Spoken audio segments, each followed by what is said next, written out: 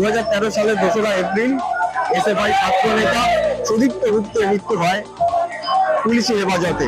প্রত্যেক বছর বামেদের ছাত্র সংগঠনের তরফ থেকে এই দিনটিকে স্মরণ করে সুদীপ্ত গুপ্তের নাম তারা একটি মিছিল করে এবং আজ সেই মতো মিছিল চলছে। টালিগঞ্জ থেকে নেতাজি নগর কলেজ পর্যন্ত এই মিছিল চলবে, কারণ নেতাজি নগর কলেজের স্টুডেন্ট ছিল, ছাত্র ছিল এই সুদীপ্ত গুপ্ত এবং যারা বামেদের ছাত্র সংগঠন রয়েছে তাদের বক্তব্য তারা ইউনিয়নের যে ইলেকশন কলেজের সেই ইলেকশন কিন্তু চান এবং এখনো পর্যন্ত 11 বছর কেটে গেলেও সুদীপ্ত গুপ্তের মৃত্যুর কোন রকম বিচার কেন হচ্ছে না, এটাই তাদের বক্তব্য এবং তারা প্রশ্ন তুলছে।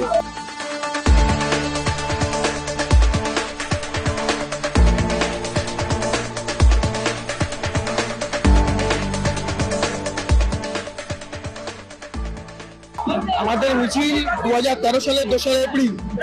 আমাদের কমরেড, আমাদের নেতা সুদীপ্ত গুপ্ত গোটা বাংলার কলেজগুলোর যে সমস্যা, যেই সময় দাঁড়িয়ে আমাদের এখানে ইউনিয়ন যে কলেজ, সেই কলেজ পরিচালনা করবে কলেজের ছাত্ররা। এই দাবিতে কাউন্সিল না ইউনিয়ন সেই নিয়ে রাস্তায় আইন অমান্য নেমেছিল।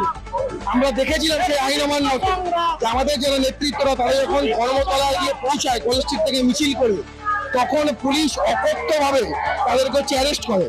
শুধু অ্যারেস্ট করে এমনটা নয়, পুলিশের হেফাজতে লাঠিচার্জ চালায় এবং সেই লাঠির আঘাত পুলিশের বাসের ভেতরে সুদীপ্ত গুপ্তকে মারা হয় এমন ভাবে পুলিশের লাঠির আঘাতে মৃত্যু হয়।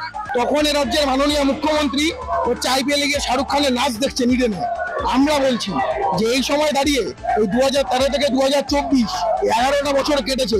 এই 11টা বছরে আমাদের কথা যে আমাদের কলেজগুলোতে, গোটা বাংলা, গোটা রাজ্যের, গোটা দেশের কলেজ পরিচালনা করবে কলেজের ছাত্রদের দ্বারা নির্বাচিত ছাত্র সংসদ এবং সেই ছাত্র সংসদ নির্বাচন দীর্ঘদিন ধরে বন্ধ।